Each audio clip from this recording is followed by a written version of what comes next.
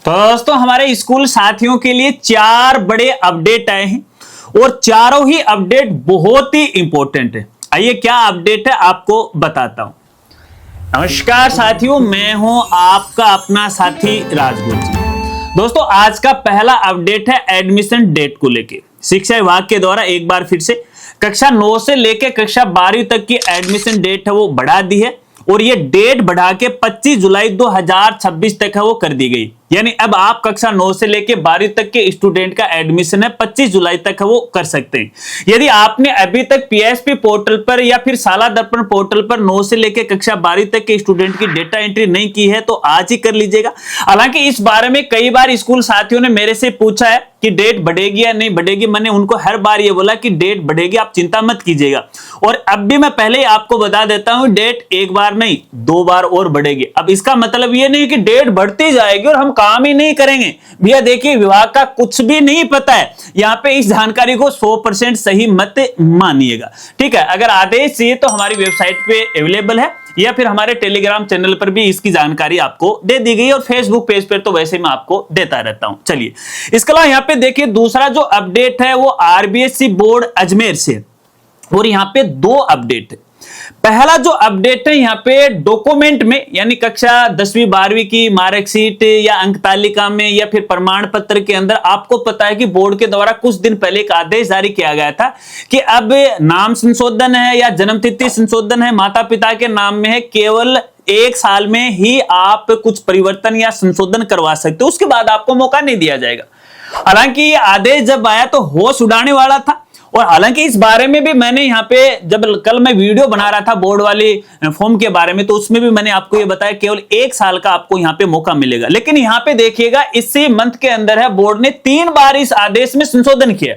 और अब यहाँ पे देखिएगा यदि आप भविष्य के अंदर है अपनी कक्षा 10वीं या 12वीं के अंदर नाम संशोधन या फिर डीओबी जन्म तिथि वगैरह वगैरह चेंज करवाना चाहते हो तो अब आपको यहाँ पे 3 साल का मौका दिया गया। अब यहाँ पे एक चीज आपको ये बताना चाहूंगा, देखिए अगर कोई सरनेम वगैरह वगैरह है तो इसके अंदर भी 2001 तक की जो अंक तालिकाएं हैं या उस वर्ष तक की हैं उसके अंदर यहाँ पे संशोधन है वो किया जाएगा। तो ऐसे में यहाँ पे स्कूल साथियों को मैं कहना चाहूंगा अभी थोड़ा आदेश में परिवर्तन हुआ है, ठीक है। संबंधित जो आदेश है आपको हमारी वेबसाइट पे वो मिल जाएगा। चलिए इसके अलावा आरबीसी बोर्ड से दूसरा अपडेट है जो कि एक अजीबोगरीब अपडेट है। हालांकि इस अपडेट के बारे में भी मुझे कल ही पता चला है। एक हमारे पेड मेंबर हैं जो कल हमारे से बात कर रहे थे तो उन्होंने मेरे साथ ये जिक्र किया तो मैं भी यहां पे अचंभित रह गया।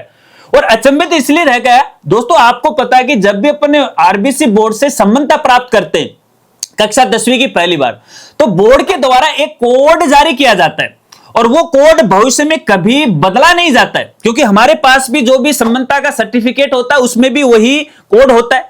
लेकिन इस बार यहां पे बोर्ड ने एक बड़ा बदलाव कर दिया, इन कोड में है परिवर्तन कर दिया, चेंज कर दिए। जी हां, लेकिन जब भी इस बात का मुझे पता चला तो यार मुखिया काम तो मुश्किल हो गया। अगर बोर्ड ने किसी कारणवश किया है तो संबंधित स्कूल को इसकी जानकारी देनी चाहिए थी, क्योंकि उनके पास संबद्धता का जो लेटर है और भविष्य में यदि बोर्ड से पत्राचार का कोई काम पड़ जाता है और संबद्धता का लेटर अगर स्कूल वाला लगाएगा तो वो तो पुराने कोड बोलेगा, नए कोड की कोई जानकारी नहीं है। तो ऐसे में एक बहुत बड़ी समस्या हो सकती है। तो मैंने संबंधित साथी को ये बोला कि कल मैं इसकी जानकारी लूंगा। हालांकि सैटरडे है, फिर संडे है, मंडे को इसकी जानकारी बताऊंगा।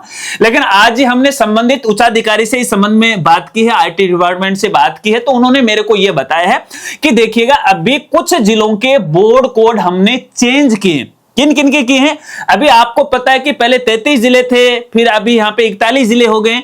तो जो नए जिले में और उन नए जिलों के अंदर है जो जो शामिल हुई हैं स्कूल या जो क्षेत्र शामिल हुए हैं उन स्कूलों के यहाँ पे बोर्ड कोड है वो चेंज किए। अब मैंने उनको ये बोला कि ठीक है आपने तो कर दिया अपनी व्यवस्था के अनुसार, लेकिन भविष्य में यदि ये समस्या आ जाएगी तो इसका समाधान कैसे होगा? हालांकि उन्होंने मेरे को यह बताया कि हम इसके पूरी व्यवस्था करें, पूरा मैनेजमेंट करें, स्कूल को किसी प्रकार की कोई समस्या नहीं आएगी। लेकिन फिर भी इस संबंध के अंदर हमने जो संबद्धता शाखा है उसके साथ विचार विमर्श कर रहे हैं।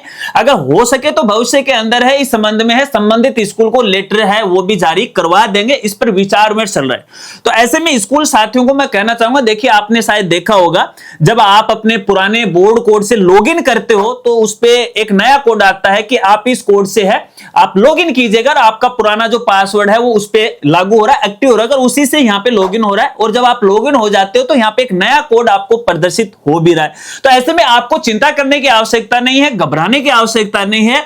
बोर्ड ने अपनी सुविधा के अनुसार हर एक जिले को एक निश्चित कोड दे रखा है, वो सीरीज आगे इसी तरह से वो बढ़ती रहती है।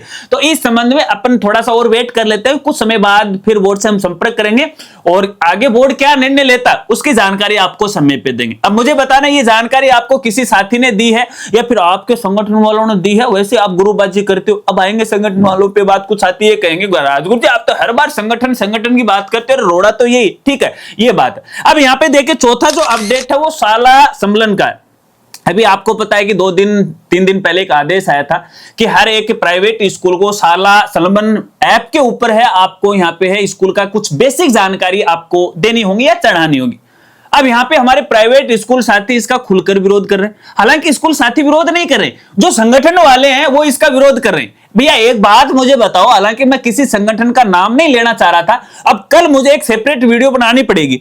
भी कोई भी काम ऐसा हो या कोई भी आदेश कभी भी विभाग के द्वारा जारी हो, कभी आपने ये कहा कि भी ये काम तो आप कर लो, भैया उसमें मांगी क्या चीज है? आपकी कोई जमीन तो नहीं मांगी, आपकी कोई जायदाद तो नहीं मांगी, स्कूल की कुछ बेसिक इंफॉर्मेशन है वो आपसे मांगी गई। तो ऐसे में स्कूल साथियों को मैं कहना चाहूंगा आपको डरने की आवश्यकता नहीं है, घबराने की आवश्यकता नहीं।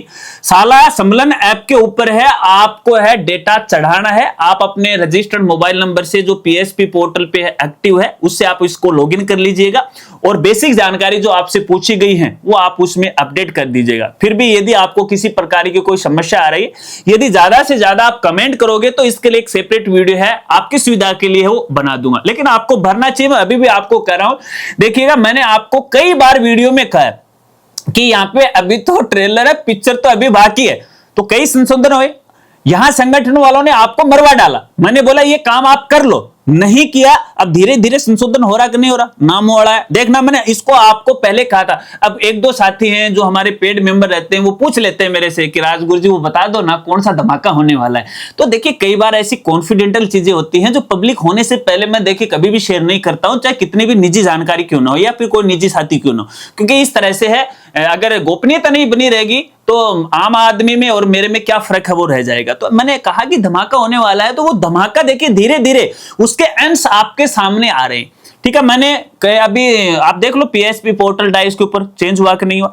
अभी जहां पे आरटी के बच्चे हैं और स्कूल के अंदर कक्षाओं के अंदर 1 से 8 नॉन आरटी के नहीं, तो उनका बिल बन रहा है कि नहीं बन रहा है, अब देख लो आप खुद ही। और मैंने कहा कि अवेयर हो जाओ, 4 CBSE मत करो, फ्रॉड एडमिशन मत करो नॉन आरटी के। तो ऐसे में स्कूल वालों को नुकसान हो रहा था इस बारे में, तो अभी हो जाएगा। तो अभी भी मैं आपको कह रहा हूं कि शाला संबलन पे आप अपनी जानकारी भर दीजिएगा, आपको कोई नुकसान नहीं होगा। चलते चलते आपको यह भी बताना चाहूंगा, यदि आप नियमानुसार काम करोगे तो मैं दावे के साथ कह सकता हूं कि भविष्य में आपको किसी प्रकार की कोई समस्या नहीं आएगी। अगर आप ये काम नहीं करोगे, जैसे मैं आपको बता रहा हूं, अगर आप वो फॉलो नहीं करोगे तो भविष्य में आपको 100% समस्या आने वाली है। और आपके जो संगठन वाले साथी हैं वो आपसे इतने दूर चले जाएंगे, कोई बोलेंगे एक काम तो है जरूर है, वो एक तो ऑडियो जारी कर देते हैं, एक उनका लेटर है वो जारी कर देते हैं, लेकिन कभी भी उन्होंने ये कहा कि इस समस्या का हम समाधान करवा देंगे। अरे भाई मेरे द्वारा तो बहुत सारे स्कूल साथियों की जो समस्या है उनका समाधान करवाया जाता है, हालांकि वो मेरे पेड मेंबर भी नहीं है, हालांकि उन्होंने हमारे चैनल को सब्सक्राइब भी नहीं कर रखा है, लेकिन यार मैं इतना खुदगर्ज तो नहीं, इतना स्वार्थी तो नहीं हूं। मैं तो ये चाहता हूं कि भी किसी को किसी प्रकार की कोई परेशानी नहीं। अगर आपको मेरा काम अच्छा लगे तो आप खुद ब खुद आप मुझे है आगे बढ़ाओगे, आप मुझे सपोर्ट करोगे। अब मांगने से भीख भी तो नहीं देते हैं ना लोग, तो भीख मांगने से कुछ भी नहीं होता है। तो ऐसे में देखिएगा बाकी बातें उस नई वीडियो में मैं करूंगा, देखना जैसे ही कल मुझे टाइम मिलेगा तो वीडियो बनाऊंगा। आज की वीडियो आपको कैसी लगी कमेंट करके मुझे जरूर बताइएगा। इसके अलावा स्कूल साथियों के सामने क्या क्या समस्याएं आ रही हैं वो भी मुझे बताएगा। हर एक विषय के ऊपर अपन खुल के चर्चा वो करने वाले हैं और स्कूल साथियों की रिक्वेस्ट पे अपन नई नई चीजें हैं अब आपके लिए लेकर आने वाले। अगर वीडियो जानकारी आपको अच्छी लगी तो लाइक कीजिएगा और दोस्तों के साथ वो जरूर शेयर कीजिएगा। मिलते हैं फ्रेंड्स अगली एक नई वीडियो के साथ, तब तक के लिए जय हिंद जय भारत।